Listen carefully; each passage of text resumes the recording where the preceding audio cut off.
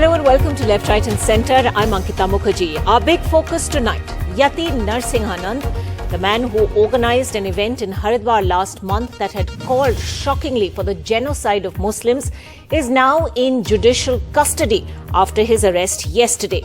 But, and here's the very significant catch, the police clarifying today that Narsinghanand, alias Deepak Tyagi, was arrested for misogyny for remarks he'd made against women and not his Haridwar hate speech.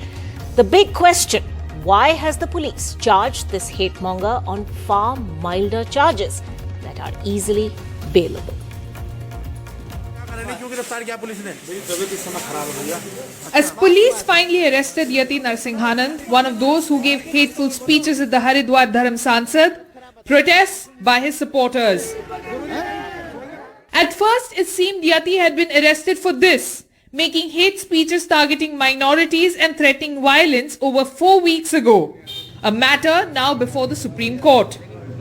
But now, it seems he has been arrested in an entirely different case, based on an FIR filed against him earlier this month for making derogatory comments against women of other religions. कोतवाली में जो मुकदमा था, उस मुकदमे के according वो अभियुक्त थे, तो उनको आज गिरफ्तार किया गया है। किनको किया गया है? ये जो यति नरसिंहानंद हैं, उनकी गिरफ्तारी। सर, किस मामले में किया गया है? क्योंकि उन पे 2-3 मुकदमे चल रहे थे, तो लगातार ऑफेंस उनका रिपीट हो रहा था, तो इस आधार पे तीसरा मुकदमा जो था, जिसमें एक महिलाओं के खिलाफ कुछ टिप्पणी थी, उस आधार पे उनकी अरेस्टिंग है।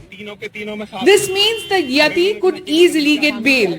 Moreover, the police have yet to arrest the other hate mongers who threaten genocide, even toppling of the Indian state through violence.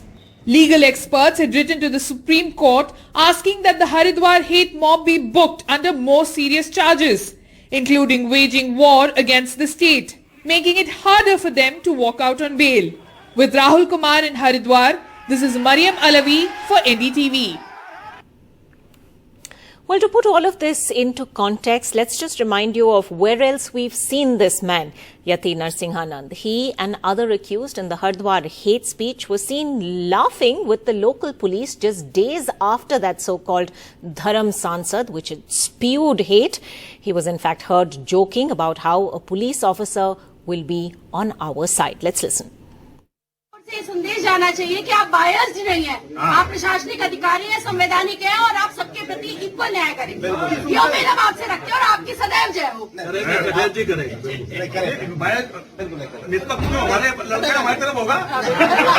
संदेश जाना चाहिए कि आप बायस्ड नहीं है, आप प्रशासनिक अधिकारी हैं, संवैधानिक हैं और आप सबके प्रति इक्वल न्याय करें। ये उम्मीद हम आपसे रखते हैं और आपकी सदैव जय हो।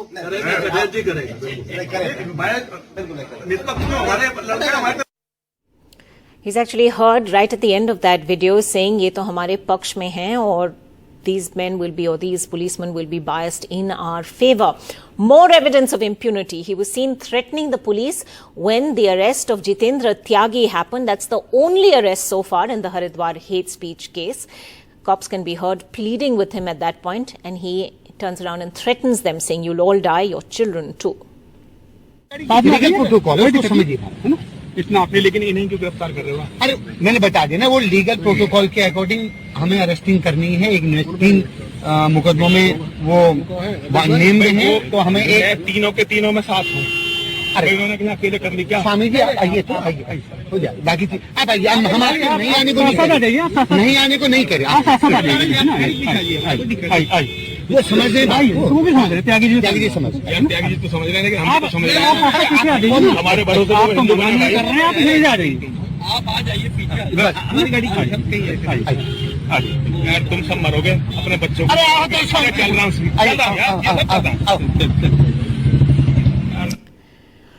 Joining us on the program tonight, Farah Naqvi, writer and activist. We're also being joined by Vikram Singh, former DGP of Uttar Pradesh. Deshratan Nigam, political analyst who supports the BJP, is with us as well, as is Ghanshyam Tiwari, spokesperson of the Samajwadi Party. Farhan Naqvi, what are we seeing here? Yati Narsinghanand arrested, now sent to judicial custody, but the Hardwar police's clarification that this is not in connection with the Hardwar hate speech at all. They're in fact saying there are 2 or 3 cases against him, and this was the 3rd case against him. This was about misogynistic comments about women from the minority community. What's happening here, do you think?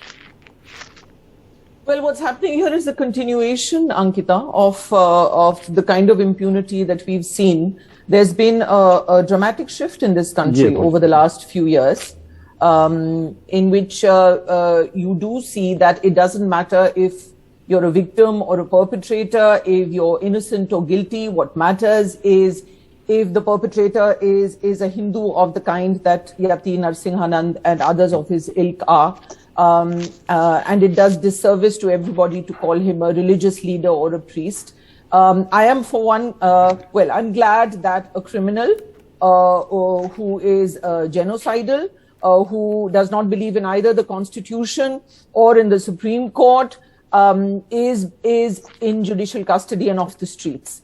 I have also read reports. I don't know what the charges exactly against him are. I have read reports that the Uttarakhand police is saying that they will add the additional charges of hate speech, and we need to watch that very, very closely. What has happened actually is that, look, at a time when you have impunity for hate speech, for communal othering by constitutionally elected leaders, including the Chief Minister of Uttar Pradesh, अब्बा जान कहने वाले लोग ration हजम करते हैं, ये चुनाव 80 बनाम 20 का है, मतलब मुसलमानों की तरफ इशारा करते हुए जब इतना rampant है, then you are watching a continuation of that impunity, and I'm glad that at least some action has been taken, and I give the credit of this action to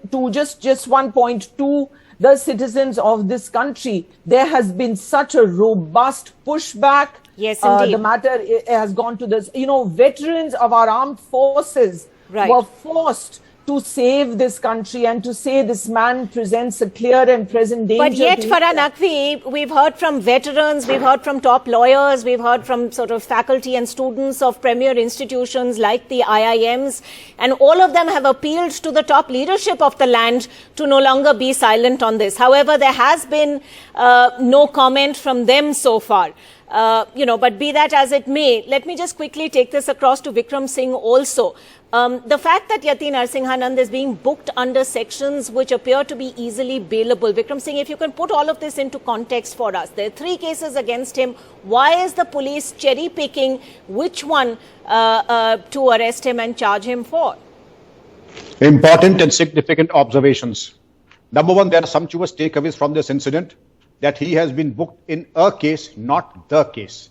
The case we have been discussing, which is the most important, there's reluctance and extreme reluctance on the part of the police to apprehend him that. Obviously, this man is a serial offender and there are multiple cases. What I find is that he has been booked in a very minor case. Perhaps he may be bailed out. That is option number 1. Option number 2, if there is pressure, then they might get another warrant in all the other cases, including this one of the Dharm Sansad, and also invoke him. But till the time the pressure is not enough, I fail to understand what the reluctance is there. They seem to be doing what is politically expedient and convenient, not what is appropriate and what is legally correct. And also, the police uniform is immune to all kinds of nonsensical curses. As you just showed in your opening remarks, we police officers, both serving and retired, are absolutely indifferent to these kind of nonsensical humbug that the so-called godmen may be there. My appeal to policemen would be to rise above this, and in fact, they should be taken as some kind of an investiture. If a criminal is cursing you, obviously you have done something very right. If he were to say, which he did say, at what point of time, कि police हमारे साथ है, ये तो हमारे साथ है, that is a point of concern and that is a point of worry. A point of concern and a point of worry. Deshratan Nigam, it's been a month since that FIR against Yati Narsinghanand and several others in the Haridwar hate speech was filed. There's been one arrest, Jitendra Tyagi. Why has it taken the Uttarakhand police Now 4 weeks and counting to make any arrest at all, that too just a day after the Supreme Court actually issued a notice to the Uttarakhand government. Ankita, let me speak as a lawyer first. Because 1 hour before report is that he has been booked under section 295A, which concerns with derogatory remarks against religion, and also 509 insulting the modesty of a woman.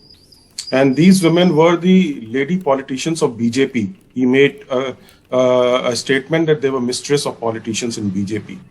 And so both these sections, to the best of my knowledge, because Indian Express and the Quint has reported about an hour back. So both these sections are there, both of the religious angle and this. In one, there is a punishment of 3 years in the case of derogatory remarks against a religion. And in the case of insulting the modesty, it is 1 year.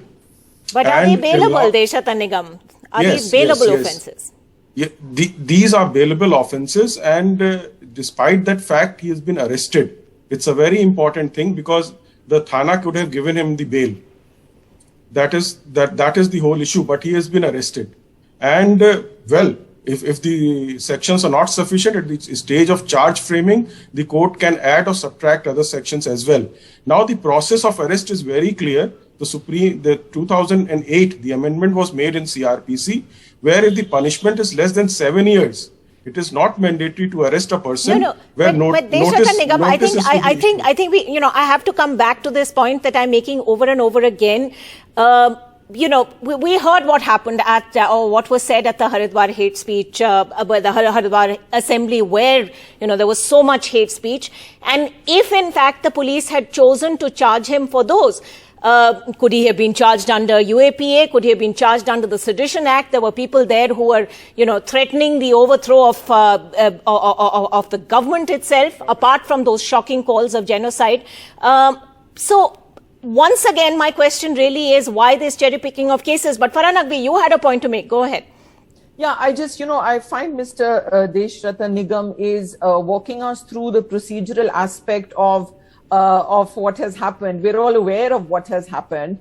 And just to repeat what Ankita is saying, this man and his actions, the actions of their entire ilk. By the way, there are 10 people named in the FIR of hate speech, including somebody who the Uttarakhand chief minister is photographed, bending and touching his feet. These are people who are close to power. And if you ask, it's a very simple question and a simple answer. Why are they not being arrested? Why this kind of impunity for hate against Indians, against Muslims, against Christians, is because this politics is feeding on that hate.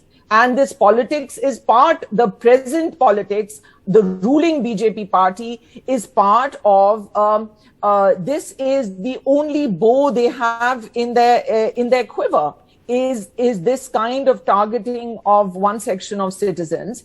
And they thrive in a large ecosystem. They thrive in an ecosystem that consists of criminals like Mr. Yati and as well as the 10 others. There was, among the people who was present at this, and let's not call it a Dharam Sansad for heaven's sake. This was a meeting of terrorists to plan all kinds of violence and terrorist activities. They ought to be charged. The Uttarakhand police should know that people are watching, that the Supreme Court is watching. Actually, it's tragic that just for this, people have had to file PILs in the Supreme Court, and that our veterans have had to take a stand.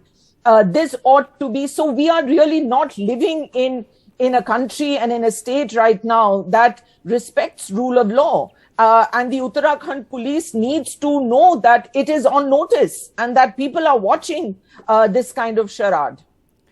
The Uttarakhand government needs to know it's on notice. The Supreme Court has already intervened once. Is it really going to be up to the Supreme Court to intervene again before there is action against Yati Narsinghanand in this case?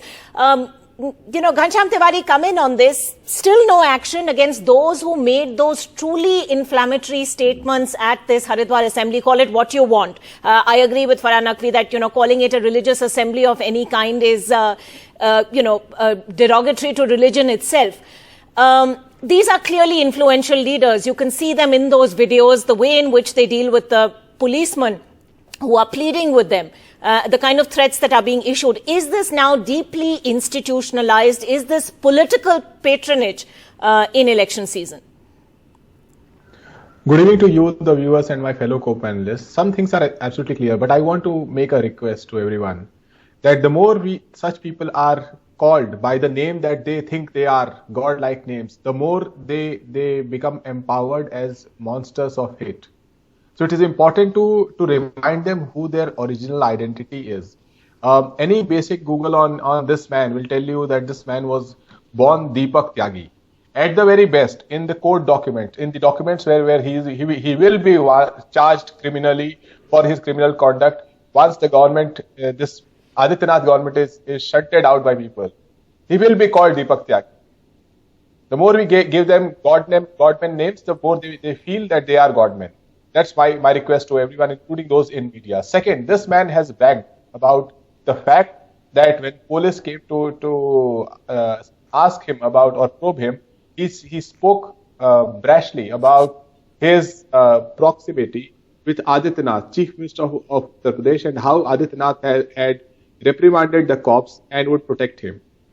There are images of Uttarakhand Chief Minister touching feet of many of the hate men that were part of that agenda of bigotry that made everyone take notice across the globe. And look at the way the international press covered. I was shocked to hear read one of the headlines in the international press talking about Indian monks preach hate. This is an international press. They don't know. They look at these people. They are called godmen, and when they start preaching hate and start calling for genocide, what would international press look at Indian monks for?